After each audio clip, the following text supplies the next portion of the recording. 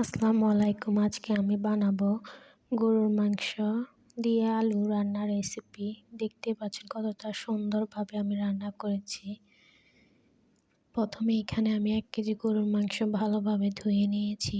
তারপর এগুলোকে আমি একটু পানি আর গরুর মাংসগুলো দিয়ে হালকা একটু হলুদ দিয়ে কিছুক্ষণ ভাপ দিয়ে নেব 2 মিনিটের জন্য। এখানে আমি ফ্রিজের গরুর মাংস রান্না করছি। আপনারা চাইলে ভাপ নাও দিতে পারেন। আমি দিচ্ছি কিছুক্ষণ পর একটু নাড়িয়ে দিচ্ছি 1 মিনিট পর।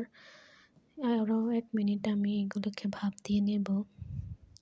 ভাপ নেওয়ার পর এগুলোকে আমি নামিয়ে নেব। নামিয়ে আমি একটা পাত্রে আমি কিছু তেল দিয়ে দিচ্ছি। তারপর দিয়ে দিচ্ছি 2টা পেঁয়াজ কুচি দিয়ে ভালোভাবে কিছুক্ষণ নেড়ে চেড়ে নিচ্ছি। তারপর এখানে আমি দিয়ে দেব 2টা তেজপাতা, 5টা এলাচ, 2টা দারচিনি, 5টা কালো গোলমরিচ, সামান্য একটু জয়িত্রী দিয়ে ভালোভাবে নেড়ে নিচ্ছি, কিছুক্ষণ ভেজে নিচ্ছি। তারপর একটা টমেটো কুচি দিয়ে ভাপ দিয়ে রাখা মাংসগুলো দিয়ে ভালোভাবে কিছুক্ষণ কষিয়ে নিচ্ছি। কিছুক্ষণ কষানোর পর এখানে আমি ঢাকনা দিয়ে দিচ্ছি 1 মিনিটের জন্য। 1 মিনিট পর ঢাকনা খুলে আবারও নাড়িয়ে নিচ্ছি। কিছুক্ষণ নাড়ানোর পর এখানে আমি দিয়ে দেব 1 চামচ রসুন বাটা, 1 চামচ আদা বাটা দিয়ে ভালোভাবে আবার কিছুক্ষণ কষিয়ে নেব ভালোভাবে।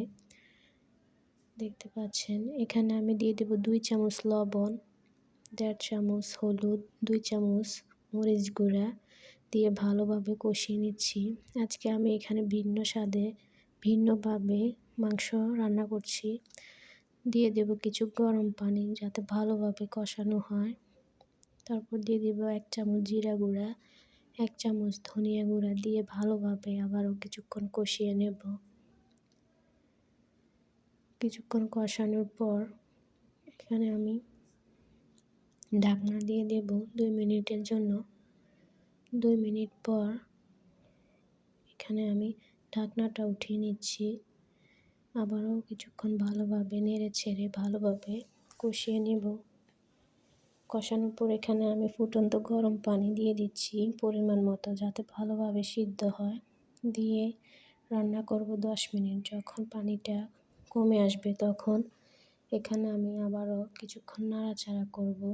নাড়াচাড়া করে কষিয়ে নেব মাংসগুলোকে ভালোভাবে। আপনারা যত বেশি ভালো করে কষাবেন মাংসর তত বেশি স্বাদ হবে। এখানে আমি 1 চামচ রাঁধুনি গরম মশলা দিয়ে দিচ্ছি। মাংসের মশলা দিয়ে ভালোভাবে নেড়ে ছেড়ে নিচ্ছি। নেড়ে ছেড়ে ভালোভাবে কষিয়ে নিচ্ছি। আবারও এখানে আমি ফুটন্ত গরম পানি দিয়ে দেব। দিয়ে আমি কিছুক্ষণ রান্না করব 10 মিনিটের মতো। তারপর এখানে আমি একটা কড়াই বসিয়ে নিচ্ছি। কড়াইতে কিছু তেল দিয়ে কুটে ধুয়ে রাখা আলুগুলো দিয়ে কিছুক্ষণ ভেজে নিব। আপনারা চাইলে আলুটা দিতেও পারেন আবার নাও দিতে পারেন। এখানে আমি আলুগুলোকে 10 মিনিট ভেজে নেব লাল লাল করে। দেখতে পাচ্ছেন এখানে আমি আলুগুলোকে ভালোভাবে লাল করে ভেজে নিচ্ছি। অপর চুলায় আমার মাংসটা হচ্ছে রান্না। আলুগুলোকে ভালোভাবে নেড়ে ছেড়ে দোনো পাট উল্টে পাল্টে লাল করে ভেজে নেব। ভেজে এখানে আমি আলুগুলোকে উঠিয়ে নেব। উঠিয়ে নেওয়ার পর এখানে আমি একটা পেঁয়াজ কুচি দিয়ে দিচ্ছি। পেঁয়াজ কুচিগুলো ভালোভাবে ভেজে নেব। কিছুক্ষণ ভাজার পর এখানে আমি কিছু সামান্য 4-5টা মেথি দিয়ে দেব। মেথিগুলো ভাজার পর এখানে দেখতে পাচ্ছেন এখানে আমি আলুগুলো দিয়ে দিচ্ছি। মাংসের পানিগুলো একদম টেনে গেছে। এখানে আমি পেঁয়াজ ভাজাটা দিয়ে দিব উপর দিয়ে আমি ভালো করে নেড়েচেড়ে কষিয়ে নেব। দেখতে পাচ্ছেন এখানে প্রায় আমার রান্নাটা প্রায় শেষের দিকে।